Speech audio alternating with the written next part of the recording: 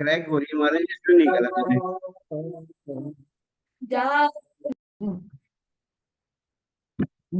Bota mais, Marcelo.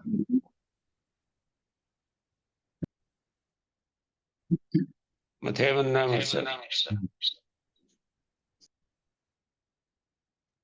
बताइए बंदा महाराज जी। संवर भावना के अनुशीलन में विषय हमारा चल रहा था। महाराज जी, सुख साता महाराज जी। हाँ जी, हाँ जी, हाँ। तो ये हमने जाना था कि कबीर अपने शब्दों में इसे इस प्रकार उजागर किया है कि कर्म है, एक कर्म है बोवना उपजे बीज बहुत, एक कर्म है भूंजना उगे ना अंकुर सूत। अगर बीज को एक बार भून दिया तो फिर उसका अंकुर नहीं होगा। और अगर कर्म बीजा, जैसे बीज को बीज देते हैं तो उससे तो बहुत बीज हो जाती। तो कर्म आश्रव के 5 कारण बताए गए हैं, ये हमने जाना है। मिथ्यात, अवृत्ति, प्रमाद, कषाय और योग। इन 5 के उत्तर भेद है 57। अब ये जो इसके 57 बताए कर्म आश्रव के, तो 57 के अंदर 5 सम्मति आ जाती, 3 गुप्ती आ जाएगी, 22 परिचय आ जाएंगे, 10 प्रमन धर्म के आ जाएंगे, 12 भावना आ जाएंगी और 5 चरित्र आ जाएंगे। तो इन 5 के उत्तर भेद ये टोटल मिलाकर 57 होते हैं। आश्रव को रोकने वाले संवर के भी इतने ही भेद होते हैं। शॉर्ट में 20 भी कह देते हैं। जब 20 लेते हैं ना, 20 को शॉर्ट में करते हैं। जब नव तत्व में करते हैं कि उसके भेद करते हैं, तो हम कहते हैं 115 भेद नौ तत्व के अंदर। तो उस समय 20-20 लिए जाते हैं। और ये उसको सारे उत्तर भेद सारे मिलाकर 57 हो जाते हैं।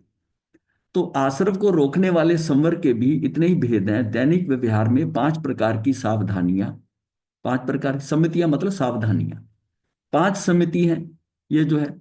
और ये क्या है? अहिंसा, सत्य, अस्तेय, शील और अपरिग्रह, ये 5 महाव्रत हैं। इनके साथ क्षमा आदि 10 धर्म है, 12 भावनाएं हैं, साधना पथ और संभावित 22 प्रकार की असुविधाएं परिचयों पर। मतलब इसको असुविधाएं सिंपल वर्ड में कह दिया है। ये परिभाषिक शब्द है जैन धर्म का परिचय। पर विजय और मन वचन काय को स्थिर और एकाग्र करने वाली 3 गुप्तियां। तो ये सब मिलाकर संवर के 57 उपाय कहे गए। तो ये मिलाकर क्या कि स्त्री भी 57 जो उसके भेद कर दिए संवर के डिटेल में। तो पंडित दौलत राम जी की व्याख्या बहुत सरल है। जिन्होंने पुण्य और पाप दोनों को की आसक्ति तोड़कर आत्म साक्षात्कार करने का प्रयास किया है, उनके आते हुए कर्म रुक गए। उनके आते हुए कर्म रुक गए, अर्थात उन्हें संवर प्राप्त हो गया। तो उन्होंने समता का, लौकिक सुख का आनंद उठा लिया। ये उनका जो दौलत राम जी की व्याख्या ऐसी है। तो संवर के समीकरण कठिन नहीं है। यदि शुभ शुभ दोनों प्रकार के कर्मों से आसक्ति हटाकर मैं अपनी निरुद्विग्न आत्मा का अनुभव कर सकूं, उसके चिंतन में तल्लीन हो सकूं, तो आने वाले कर्मों का प्रभाव मंद होगा। मतलब उसका क्या होगा कि अगर मैं वो चिंतन के आगे आत्मा के अनुभव के अंदर उसका अनुभव कर सकूं, को निरुद्विग्न मतलब है कोई आकुलता व्याकुलता नहीं आत्मा के अंदर, और उसके चिंतन में तल्लीन हो सकूं, उसमें तल्लीन हो जाऊं, तो आने वाले कर्मों का प्रभाव मंद होगा, रुकेगा। मंद भी होगा, रुक भी सकता है। यही संवर है। यानी कि उसको कहते हैं we can stop the inflows of karma. अगर मैं अपनी आत्मा में कहीं पर भी निरुद्विग्न हूं, यानी कि आकुल व्याकुल नहीं हूं और आत्मा में स्थित हूं, तो मेरे कर्मों का ये क्या होगा, जो आश्रव हो रहा है ये रुक जाएगा, ये संवर हो जाएगा। अब क्या है इसका अनुशीलन? क्या तत्वार सूत्र में एक बात स्पष्ट वर्णित है कि संवर भावना और संवर तत्व के कारण कार्य का संबंध है। ये तत्वार सूत्र में आता है। एक तो संवर भावना की हम बात कर रहे हैं, एक 9 तत्व में संवर तत्व है, इसकी बात हो रही है। इसमें कारण कार्य का संबंध इस प्रकार ये स्पष्ट सहज ही हो जाता है कि संवर भावना कारण है और संवर तत्व कार्य है। अब इस दोनों का फर्क समझना है कि नव तत्व में जो आ रहा है उसके अंदर वो संवर तत्व है, और ये जो हम यहां बात कर रहे हैं ये संवर भावना है, भावना है। यदि कारण कार्य को अभेद दृष्टि से देखें तो संवर भावना और संवर तत्व एक ही सिद्ध होते हैं। मतलब कार्य कारण दोनों को अगर अभेद कर दें, कारण और कार्य को ना समझे, तो संवर भावना और संवर तत्व एक ही सिद्ध होते हैं। बात तो एक ही हो रही है ना, उसकी सिद्ध होते हैं। जब संवर भावना संबंधी उपलब्ध सामग्री चिंतन पर दृष्टि डालते हैं तो अधिकांश यह दिखाई देता है कि संवर भावना में संवर और उसके कारणों का चिंतन बिना भेदभाव किए समग्र रूप से ही हुआ है। मतलब वो सारे का सारे कारण है जो संवर भावना के अंदर संवर आता है, उसके कारणों का चिंतन, यानी कि संवर तत्व बहुत विशाल है। और संवर भावना जो है ना, उसका एक एक दृष्टि से करा जा रहा है संवर भावना। और वो संवर तत्व जो है वो पूरा विशालता से वो मोक्ष की तरफ बढ़ने के लिए, उसके लिए संवर कर रहे हैं। और ये हम भावना भा रहे हैं। अब इसका थोड़ा फर्क समझेंगे कैसे है।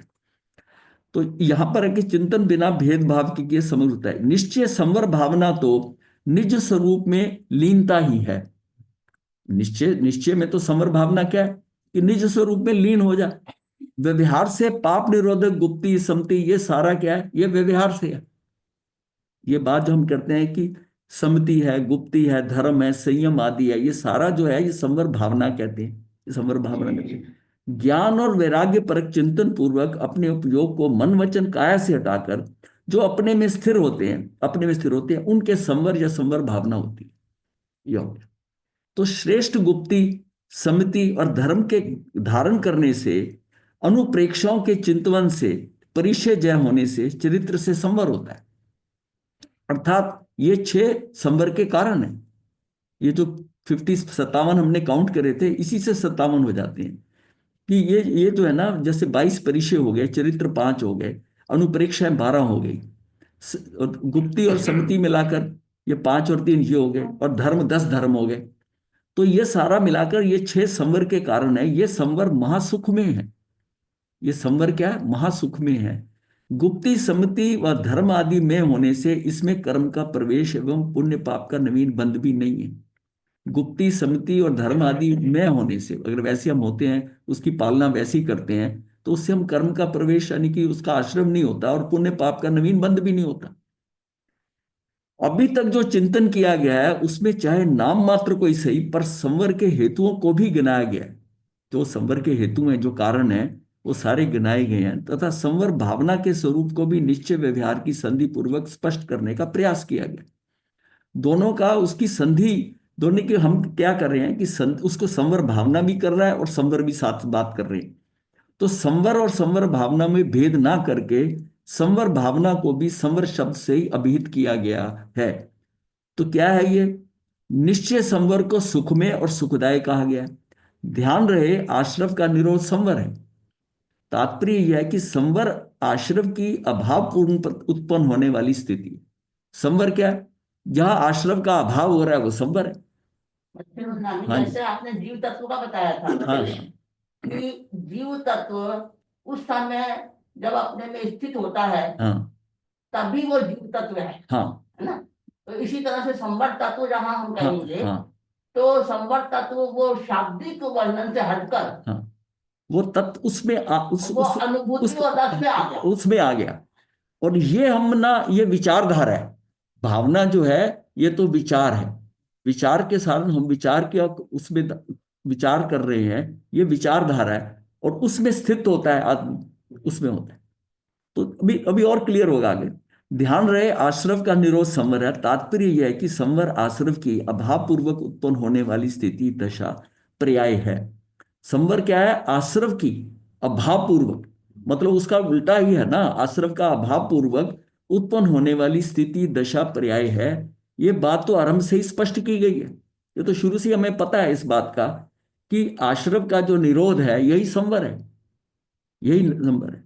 ये बात तो प्रारंभ से स्पष्ट की। इस प्रकार स्पष्ट है कि आश्रव और संवर परस्पर विरोधी भाव है। मतलब एक दूसरे के विपरीत चल रहे हैं ना। विपरीत है कि वो अगर आश्रव हो रहा है तो संवर नहीं है, और संवर है तो आश्रव नहीं। इसका मतलब आश्रव नहीं हो रहा, क्योंकि आश्रव दुख में है, संवर सुख में है। संवर आश्रव दुखदायक है अर्थात दुख का कारण है, और संवर सुखदायक अर्थात सुख का कारण है।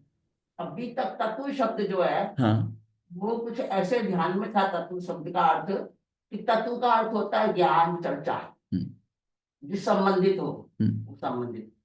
अब आज ये बात समझ में आ रही है इस वर्णन से कि तत्व भी द्रव्य तत्व और भाव तत्व 2 प्रकार का हो गया। हाँ, द्रव्य तत्व तो वो जो शब्द शाब्दिक ज्ञान है वो द्रव्य तत्व हो गया। शाब्दिक ज्ञान है ना, वो तत्व जो है, जो असली सार में मर्म में समझ रहा हूं, हाँ वो तत्व है। वो तत्व है।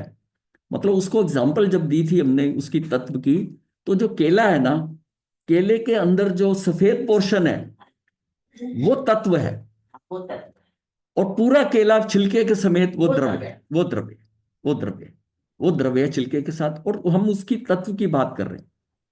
अच्छा, सारा खेल जो होना है ना वो तत्व में होना है, तत्व में होना है कि तत्व कहां पर है। मतलब समसरण के अंदर तीर्थंकर भगवान के प्रवचन सुनता हुआ भी वो पर में ही है, क्योंकि वो एज ए द्रव्य सुन रहा है, जीव द्रव्य सुन रहा है।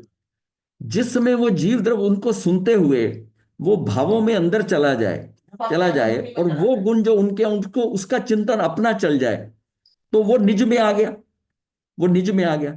और निज में आ गया तो कार्य निज में होना है, कार्य निज में होना है। तो कार्य जब निज में होता है जिस समय, उस समय उसकी स्थिति होती है कि उसको उस ज्ञान का उसकी प्राप्ति हो जाती है, क्योंकि अब वो निज में जा रहा है। असली कार्य निज में होना है, चाहे बाहर जिन परमात्मा है, लेकिन खेल उसका निज परमात्मा है। और निज कौन सा है? मैं वो जो आत्मा, उस आत्मा के आत्म साथ में जब हम दोनों को मिलाकर सुन रहे हैं, बात को सुन रहे हैं, उसमें मेरी इंद्रियां भी पौद्गलिक पौद्गलिक भी सारा सिस्टम साथ चल रहा है आत्मा के साथ। वो एज ए मैं समझो कि द्रव्य द्रव्य से सुन रहा हूं। और वो जो जिस समय मैं उस भाव को अपनी आत्मा में ले जाता हूँ, आत्मसात करता हूँ, तो उस समय जो ग्रहण कर रहा हूं वो आत्मा के साथ, वो उस तत्व में आ जाएगा, और वहीं से उसका मर्म समझ में आता है, वही सार है। इसलिए उसे तत्व का है। तत्व का मतलब ही यही है, तत्व का मतलब यही है। अब जैसे केले की बात करी तो आम के अंदर जो उसका आम का जो पल्प है वो सार वो है। तत्व है। गुठली काम की नहीं, हमारे छिलका काम का नहीं है, वो उसके साथ में उस पल्प को जब टेस्ट करते, आम देखने में बड़ा सुंदर लग रहा है, बहुत अच्छा है। और उसके बाद में मान लिया वो आम को निकालते हैं, उसमें गुठली भी छोटी सी निकलती है, आप खुश होते हैं कि माल ज्यादा मिला है। लेकिन असली तो जब टेस्ट करते हैं ना, वो जो पल्प है वो उसके स्वाद से आप कहते हो कि आम बहुत सही है।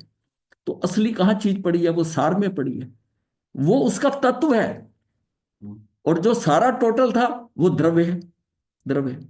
बस ये डिफरेंस समझ में आ जाएगा कि मैं सारी चीजों को जानते हुए भी मैं उसको तत्व को क्या समझ रहा हूं, जो वास्तव में मैं हूं, जो मेरा सार है, मेरा मर्म है, उसको मैं समझता हूं।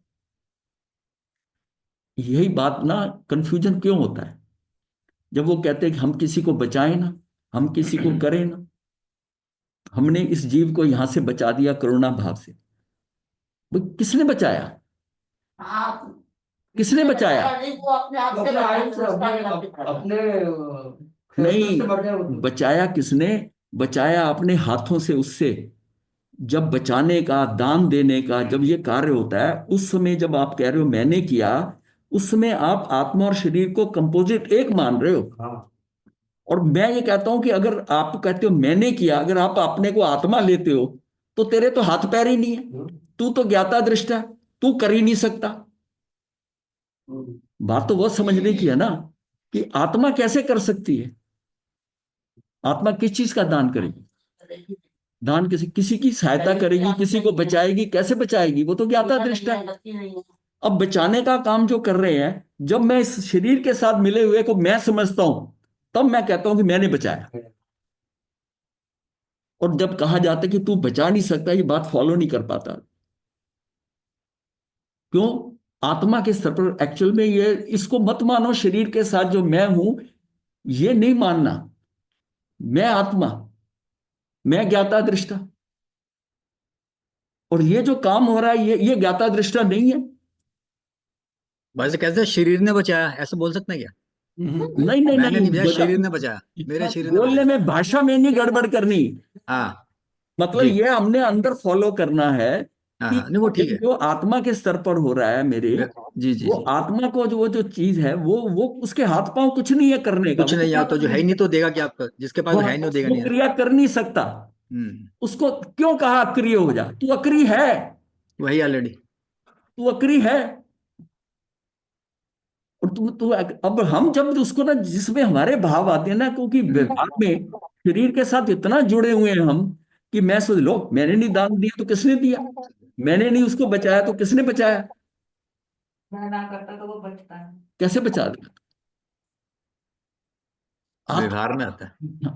इस उतना अपने आप को शरीर से उस लेवल का भेद विज्ञान हो जाए, ये है लेवल वो कि बचना भी आपको। कर्मों का उदय है महाराज जी, है ना? हाँ जी, हम वो वो कुछ क्या, वो वो बचना भी कर्मों का उदय है। हाँ, लेकिन हम धीरे धीरे कर्मों से उसका भेद समझते जाएंगे। भेद जब समझ में आएगा तो अपने आप अलग अलग हो जाएगा। बस आपको ये समझ आएगा कि ये जो है ना, ये एक क्षेत्र अवगाह है, हम, ये मेरा नहीं है, ये मेरे साथ जो है ना, ये शरीर लगा हुआ है, ऐसा भेद विज्ञान हो जाएगा। ये बड़े अभ्यास से होगा, इतनी जल्दी नहीं, पहले शब्दों से समझ में आएगा। शब्दों के समझ आने के बाद धीरे धीरे करते करते आप इतनी एक्सपीरियंस में अलग अलग हो जाएंगे कि मेरा लगे। ये बिल्कुल है ना कि जैसे परिवार में रहते हुए सारा परिवार एक में एक नजर आता है, उसको कहो कि ये तेरे है ही नहीं, वो सुनने को तैयार है क्या?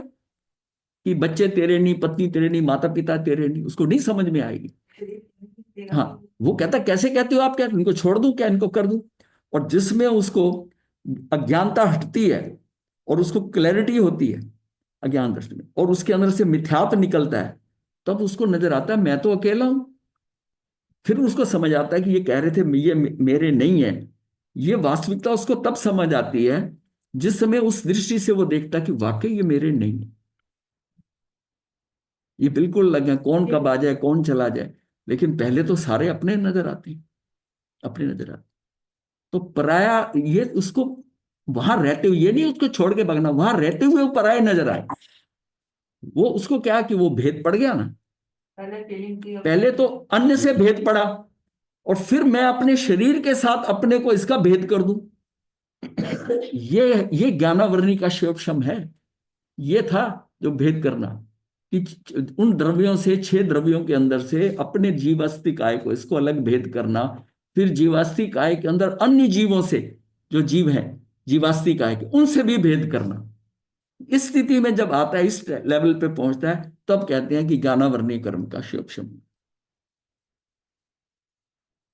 और यही आगे की स्थिति में क्षय हो सकता है। ये क्या है? ज्ञानावरणी का शिव, फिर दर्शनावरणी का हो गया, फिर मोहनी का हो गया। तो ये क्षयक्षम की स्टार्टिंग कहां से होगी? ज्ञानावरणी की। अज्ञानता खत्म हुई। अज्ञानता जब खत्म कब होगी? जब मुझे सब कुछ, ये सारी दुनिया, मेरा शरीर भी मुझको अलग है, इतनी इतनी सेपरेशन होगी कि ये भी मेरा नहीं। और वही वही समझ लो कि ज्ञानावरणी कर्म का क्षयक्षम। और उसमें दर्शनावरणी कर्म का भी क्षयक्षम हुआ है, अंतराय कर्म का भी हुआ है चरित्र में। तो सारा खेल पलट जाएगा। जो खेल उदय वाला था कि ज्ञानावरणी के कर्म के उदय में दर्शनावरणी का उदय होता, उसका बिल्कुल विलोम कर देंगे। अब उसका ज्ञानावरणी कर्म का क्षय करेगा तो फिर दर्शनावरणी का भी होगा, और फिर दर्शन मोहनी का भी क्षय होगा। तो उसी के साथ उसका इंपैक्ट चरित्र मोहनी पे आएगा। अंतराय कर्म भी सीधा होगा, उसका सामर्थ्य जो है उतना करने लायक होगा, वो राग द्वेष नहीं करेगा, जहां पर सुख और दुख मिल रहा है वहां नहीं मुड़ेगा, वो अपने में ही रहेगा। तो बस वही से उसका जो है, वो यही लिखा जाता है कि अब उसको प्रकाश दिखाई देगा। प्रकाश का मतलब वो अपने आप पालेगा, हाँ, उसको पालेगा। तो मतलब खेल कहां से हुआ? वहीं से हुआ, ज्ञानावरणी का शिवक्षम। और उसका ढंग ये बताया कि तू सबसे अपने आप को अकेला कर दे, अलग कर दे। अब हम जब भी बात करते हैं, हम शरीर को साथ लेके करते हैं, और इसलिए समझ नहीं आती बात, इसलिए समझ। बस सब चीजों में शरीर ही जड़ा है। शरीर की कारण है इन सब चीजों का। हम इतना एक्चुअली लिखते हैं शरीर में। ये जो सारी लीला है ना, हाँ, शरीर की है ये। ये लीला का जो मेन पात्र है वो यही यही है, पुद्गल है। उद्गल सारा शरीर खेल ही है। यहां से हो रहा है, हाँ, यहाँ से हो रहा है। इसको हाँ, अगर भूल जाए एक बार, शरीर को अलग माने, तो बहुत कुछ से सही हो तो सकता है। सारी साधना यही है। साथ नहीं बेसिकली। तुझे तुझे इस शरीर से अलग होना है। शरीर बस के साथ मतलब है कि कर्मों के साथ भी अलग होना है। सिंगल पॉइंट तो प्रोग्राम। तो शरीर आदि, द्रव्य आदि और भाव आदि, ये जो कर्म है, ये बॉडी सारे मटेरियल 8 कर्मों से भी अलग होना है। शरीर आदि का मतलब है कि ये जितने बाहर के नाते रिश्ते हैं, जितने भी सारे उसी खबर के आ हैं। रहे हैं मुझे, धंधो, इससे भी अलग होना है। और भावों से, राग द्वेष से भी होना है। ये 3 फैक्टर जो है, जो मुझको फंसाए हुए हैं, और उससे मुझे अलग होना है। ये अगर समझ में आ जाता है, एक एंगल ये है समझने का। दूसरा आत्मा के साथ है कि मेरी जो अहमत्व बुद्धि है, अहम है, मैं है, या ये मेरे मेरे है, स्वामित्व बुद्धि है, मेरा कर्ता भाव है, मेरा भोक्ता भाव है, ये चार अलग करता है, तब भी आत्मा से तेरा कल्याण हो जाएगा, क्योंकि इन चारों से ही वहां आ रहा है सारा कुछ। तो अपने को तो इसी एंगल से समझना है ना। और उसमें यह है जो एकत्व की भावना है, जैसे इसमें हम लोग भावनाओं की बात करते हैं कि एकत्व की भावना जब आई है तो चौथे के अंदर, तो एकत्व की भावना आते ही उसके बाद उन्होंने अनत्व की भावना कराई। पहले तो आप अनत्व कैसे होगा, पहले अपने में तो आ जाओ कि मैं अकेला, और फिर क्या है, ये मेरे नहीं, ये सब मेरे नहीं है जो बाहर है, ये पुष्ट हो गया। तो इसी तरह ही आप शरीर की आसक्ति कैसे छूटेगी, इसी से उठेगी। पहली तीन जो थी भावना जो है, उससे क्या था, अनित्य, अशरण और संसार भावना, वो हमने जाना था कि संयोगों से दूर करता है, और ये शरीर की आसक्ति से दूर कर रहे हैं। तो ये तीन ने ऐसा करा। अब क्या है कि अब कर्मों से दूर होना है, कर्मों से दूर होना है तो फिर आश्रव, संवर और निर्जरा, ये तीन को समझना है। ये कर्मों से भी दूर हो गए, संयोगों से दूर हो गए। और संयोग कौन से थे, शरीर आदि। तो ये 9 के 9 इसको करेंगे, फिर 10वीं जो आएगी लोक भावना, वो बताएगी कि तुझे वहां जाना है, वो मोक्ष हो गया ना। तो संवर निर्जरा मोक्ष चल रहा है, तो संवर पे हम चल रहे हैं। तो संवर सुखदायक अर्थात सुख का कारण है। इस कारण संवर आश्रव का प्रतिद्वंदी है, निषेधक है, अनंत आनंददायक है और अभिनंदनीय है। मतलब खेल तो संवर से ही शुरू होना है हमारा। अभी तक जो कुछ हो रहा है उसमें उसमें तो जीव जीव पुण्य पाप बंध यहां तक आ गया। अब जो नेक्स्ट स्टेप है आश्रव निर्जरा, अब क्या होगा, वो आश्रव किसका हुआ, पुण्य पाप के बंध का, आश्रव का। और अब क्या हो गया, संवर निर्जरा मोक्ष। तो पहले स्टेप शुरू कहां से होगा, संवर से। संवर से रोकथाम लगेगी पहले। तो आत्मा का हित करने वाला आश्रव भावी। आत्मा का हित कौन करता है, आश्रव भाव। सारा खेल तो आश्रव कर रहा है। आत्मा स्वभाव से ही सुख रूप है, उसके आश्रय से सुख की उत्पत्ति होती है, अतः वह सुख का कारण भी है। आत्मा स्वभाव से ही सुख है। ये मेरे तो ये भाव प्राण है। सुख जो है मेरे अंदर जो है, अनंत ज्ञान दर्शन सुख वीर, ये मेरे जो है ना, ये तो मेरे भाव प्राण है। ये तो मुझे निगोद से लेकर वो ऊपर तक जो है सिद्ध शिला तक ये साथ रहने हैं, ये तो उसका है। ये एक्चुअल में ये भाव प्राण क्यों है, जो हम कहते हैं ना कि शक्तियों में जीवत्व शक्ति, ये जीवत्व शक्ति के ये 4 कारण है, जीवत्व शक्ति। तो इसमें इसमें इसमें क्या हुआ कि वह सुख का कारण भी है। आश्रव भावना में ये बताया था कि सुख स्वभावी आत्मा के आश्रय से मोह राग द्वेष का अभाव होकर जो अनाकूल आनंद उत्पन्न होता है वही संवर है। मतलब जीव जो है ना, मोह ये सारा खेल तो मोह राग द्वेष का, मोह देश का। मोह जो है ये मिथ्यात्व आ गया, मोहनकरण का। राग द्वेष से आगे चरित्र मोहनी के आगे, तो का अभाव होकर जो अनाकूल आनंद उत्पन्न होता है वही संवर है। अतः संवर सुख रूप है। मोह राग द्वेष के अभाव रूप सम्यक दर्शन ज्ञान चरित्र रूप परिणमन ही संवर है। अब जैसी सम्यक दर्शन हुआ, इनका अभाव हुआ, मोह राग द्वेष का अभाव हुआ, तो सम्यक दर्शन ज्ञान चरित्र रूप परिणमन ही संवर है। मोह चला गया, राग द्वेष चले गए, तो वो तो वीतरागता का वो आ गया ना। तो स्टार्टिंग कहां से होगी वीतरागता की, सम्यक दर्शन से। सम्यक दर्शन से क्यों, अनंतानुबंधी की चौकड़ी गई, तो वीतरागता की शुरुआत होगी। अंत उसका जाकर होगा 12वें गुण स्थान में, वीतरागता। तो सम्यक दर्शन ज्ञान चरित्र रूप परिणमन ही संवर है। ये दर्शन ज्ञान चरित्र रूप परिणमन मोक्ष मार्ग होने से सुख का कारण भी है। ये सुख का कारण भी है, ये मेरा मोक्ष का मार्ग है। ये सुख कहीं जाने वाला ये मतलब ये सारा करने के ये मेरे उपाय हैं, और मोक्ष मेरा उपेय है, वो उपेय है। तो ये उपाय है मेरे। और उपाय जो है ये साधन है, समझ लो, वो साध्य समझ लो। साधन साध्य का जो फर्क है वही फर्क है यहां। तो संवर की सुख रूपता, सुख कारणता व्यक्त है मोक्ष मार्ग रूप। 11वां 12वां 13वां 14वां वितराग गुण स्थान 4 बताए। 11वां तो टेम्परेरी है ना, वो 11वां तो गिरेगा ही गिरेगा। जो 11वें में गया वो तो गिरेगा ही। हाँ, जितने समय वहां पर है उस टाइम का है, उस वो इतना उतने उतने ही है, उस दौरान पे उसका यथा क्या चरित्र है, क्योंकि सारा जो उसका जो जितना भी उसके अंदर लास्ट में क्या है कि मोहिनी कर्म का मतलब मेनली लोभ होता है, वो नीचे दबा हुआ है उपशम के, और 11वें में दबा रहता है, दबा रहता है। और जैसी और अंतर्मुहूर्त उसका टाइम है, और जैसी वहां से हिलेगा तो वो गिरेगा गिरेगा। और जिसमें वो दबा है वो 11वें तक जाएगा, और जिसका पूरा खत्म हो गया 10वें पे वो सीधा 12वें पे जाएगा। जो 12वें पे गया तो वो तो वहां से गिरेगा ही नहीं। जो 12वें पे चला गया वो तो चरम शरीरी हो गया, वो तो इसी भव में जाएगा ही जाएगा। और इसकी रेशो भी 1:2 की बताई है। हाँ जी। 1:2 की समझाने के लिए कि अगर 108 मुक्त होते हैं तो यहां तक 162 आते हैं, 54 11वें में जाते हैं और 108 आगे बढ़ते हैं, ये बताया। तो यह संवर की सुख रूपता सुख कारणता व्यक्त है, मोक्ष मार्ग रूप है। अब संवर में जो सुख रूपता ये सारी है, ये तो मोक्ष मार्ग का रूप है। और त्रिकालिक आत्मा की सुख रूपता और सुख कारणता शक्ति रूप है। दोनों का यहां डिफरेंस आ जाता है कि ये त्रिकाली आत्मा के आत्मा में सुख जो है ना, सुख कारणता और सुख रूपता, ये शक्ति है। आत्मा के अंदर एक सुख शक्ति भी है। ज्ञान दर्शन सुख वीर जो है, ये सुख उसका शक्ति रूप है।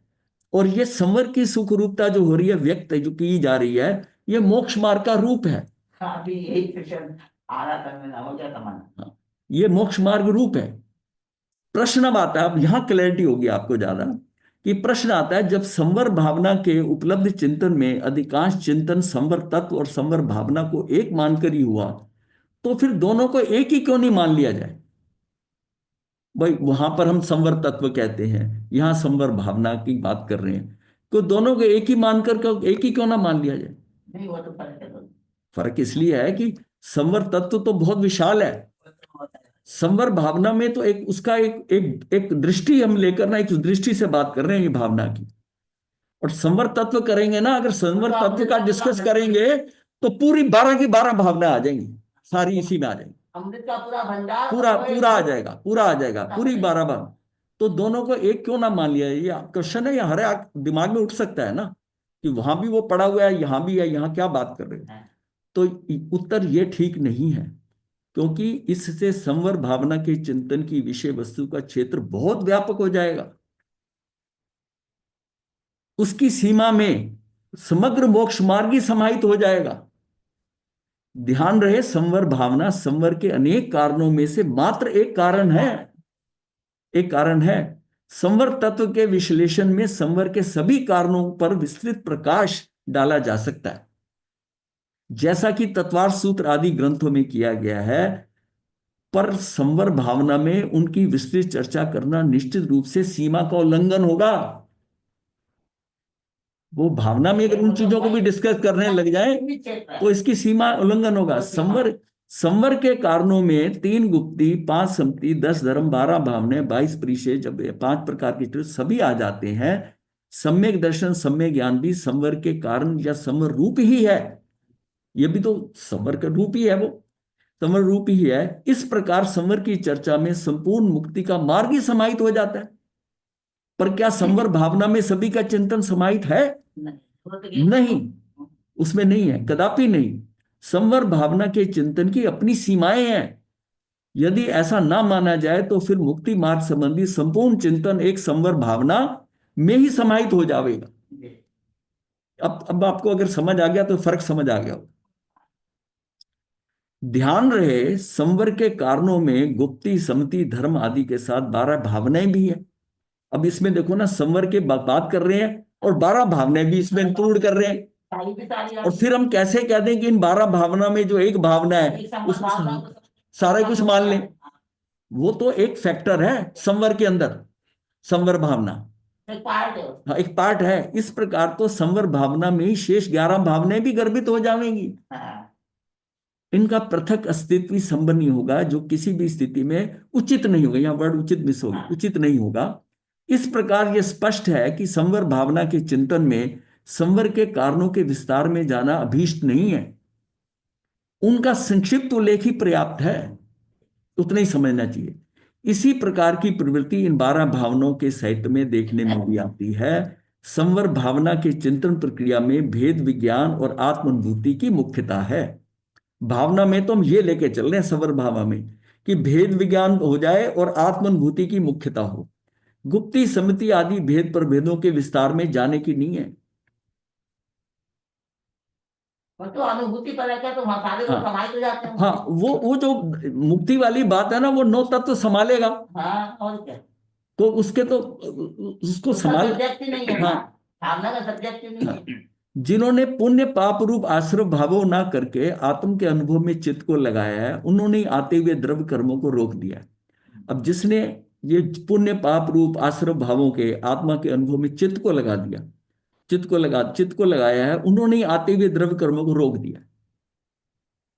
मतलब दृष्टि जहां जाएगी ना, द्रव्य पे दृष्टि रहेगी, तो ये खेल नहीं होगा।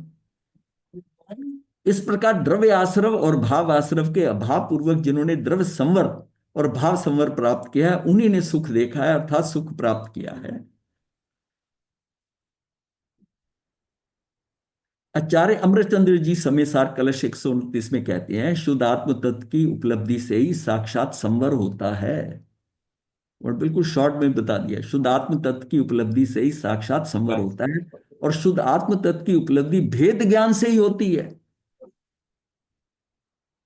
इसलिए वह भेद विज्ञान अत्यंत भाने योग्य है, अर्थात भावना करने योग्य है। आज तक जितने भी जीव सिद्ध दिशा को प्राप्त हुए हैं, वे सब भेद विज्ञान से ही हुए। और जो जीव संसार में बंधे हैं, कर्मों से बंधे हैं, वे सब भेद विज्ञान के अभाव के कारण ही बंधे। तो सारा खेल भेद विज्ञान पे आ गया। हमारे मुक्ति के लिए मतलब यह कि अगर भेद नहीं कर रहे हैं, एक रचे पचे हैं सब में, सब मेरे हैं, ये सब है इन सब में, तो बस फिर क्या, फिर तो संसार है। ये तो एक एक करके अलग अलग करते जाना पड़ेगा भेद विज्ञान से।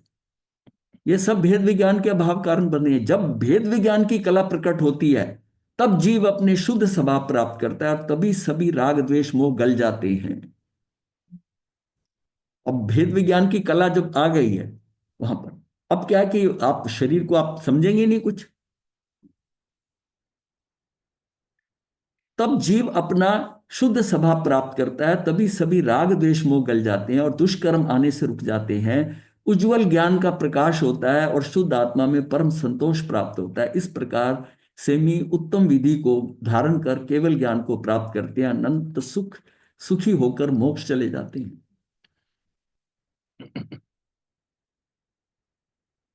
भेद विज्ञान प्रकट होने पर अपने और पराये की पहचान हो जाती है, अतः वह भेद विज्ञानी जीव पर परिणति का परित्याग करके शुद्ध आत्मा के अनुभव में स्थिरता करता है।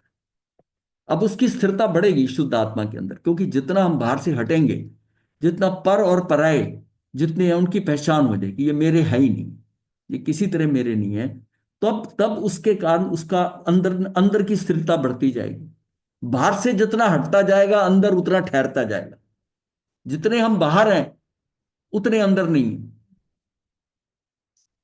अभ्यास के द्वारा आश्रम के द्वारों का निरोध कर संवर को प्रकाशित करता है, कर्मजन्य घने अंधकार का नाश करता है, विभावों का नाश करके समभाव को भजकर निर्विकल्प निज पद को प्राप्त कर निर्मल विशुद्ध शाश्वत स्थिर अतीन्द्रिय परमानंद को प्राप्त करता है।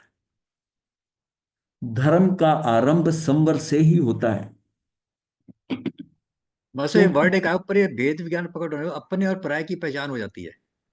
अपने पराये तो दोनों पराये पर ही है हमारे साथ। हाँ, अपने एक तो पहले अपने भी पराये, पहले, अब अपने आपने क्या है वो फिर वही भेद विज्ञान कहां से होगा, शरीर आदि शरीर अपने और पराये। अब हाँ, मतलब माता पिता, ये धन दौलत घर बार जितना भी है, ये सारे अन्य हैं।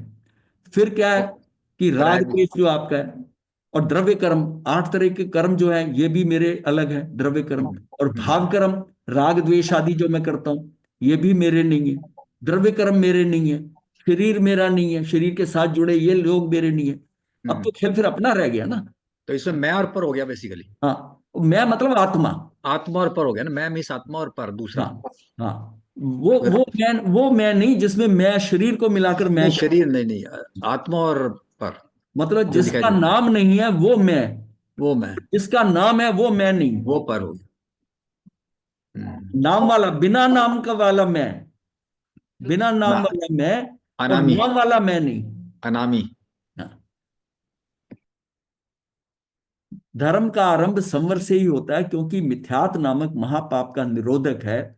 मिथ्या ज्ञान अंधकार का नाशक एवं अनंतानुबंधी कषाय का विनाशक संवर ही है। ये संवर, एक्चुअली संवर तो वहीं से शुरू हो जाता है जब आप कहोगे कि एक कोड़ा कोड़ी नागरपुर, या वहां से शुरू होता है संवर से कि ये जीव जो है अब ये कर्मों के अंदर ये क्या है, अचर्माव्रत से चर्माव्रत हो गया। अब क्या है, कर्मों की क्या है, वो उसका मतलब डाउनवर्ड ट्रेंड हो गया, कर्म घटते जा रहे हैं, उसके घटते जा रहे हैं, आगे बढ़ रहे हैं।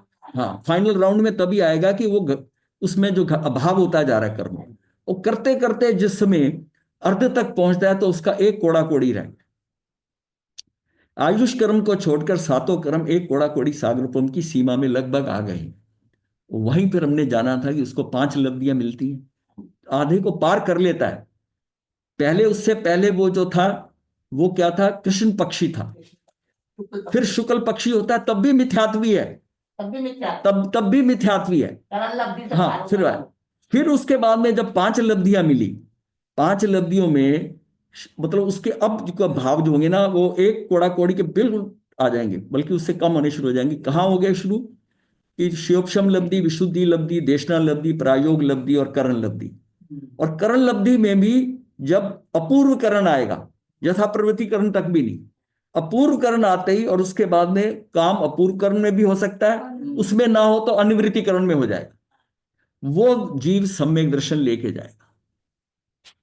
और इसका मतलब अब एक कोड़ा कोड़ी पक्का है उसका। अब उसकी कर्मों की स्थिति बंधने की, जब तक सम्यक दर्शन रहता है, एक कोड़ा कोड़ी को क्रॉस नहीं करेगा। घटत बढ़त होती रहेगी कर्मों की, लेकिन वो एक कोड़ा कोड़ी को मेंटेन करता जाए। इसलिए कहा कि वो अर्ध पुद्गल परावर्तन से नहीं बढ़ेगा। वो कौन, जिसका सम्यक दर्शन चला जाएगा, वरना 15 भव का अतिक्रमण नहीं का, 15वें भव का अतिक्रमण नहीं कर।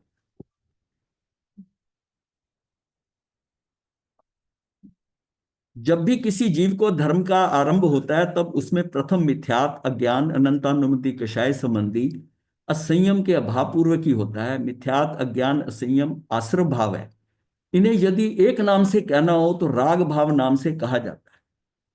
ये सारा क्या, राग भाव है, सारा कहा जाता है। इस प्रकार राग भाव आश्रव है, और इनके अभाव में होने वाला वीत राग भाव संवर है।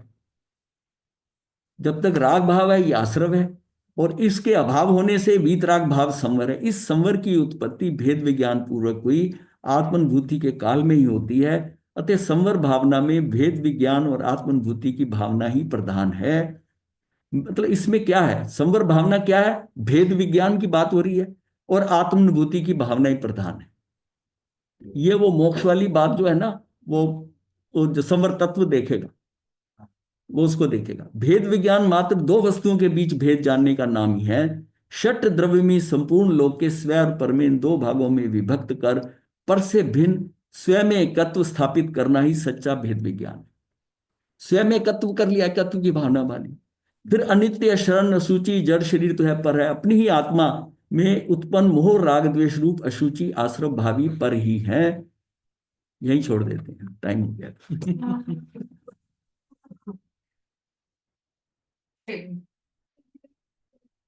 पारना है ना आज, बाद में स्पीड बढ़ जाती है ना। नमो अरिहंतानं, नमो सिद्धानं, नमो आयर्यनं, नमो उद्धाय, नमो संसाहुनं। चतारि मंगलम अरिहंता मंगलम सिद्धा मंगलम साहु मंगलम केवली पनतो धम्मो मंगलम। चतारि लोगोत्तमा अरिहंता लोगोत्तमा सिद्धा लोगोत्तमा साहु लोगोत्तमा केवली पनतो धम्मो लोगोत्तमा। चतारि शरणं प्रवज्यामि अरिहंते शरणं प्रवज्यामि सिद्धे शरणं प्रवज्यामि साहु शरणं प्रवज्यामि केवली प्नतं धम्मं शरणं प्रवज्यामि। 4 शरण सुकर्ण मंगल कर्ण सदाहे मंगल। मथे मथे बंदना महाराज जी। हाँ जी, हाँ। मथे बंदामी महाराज।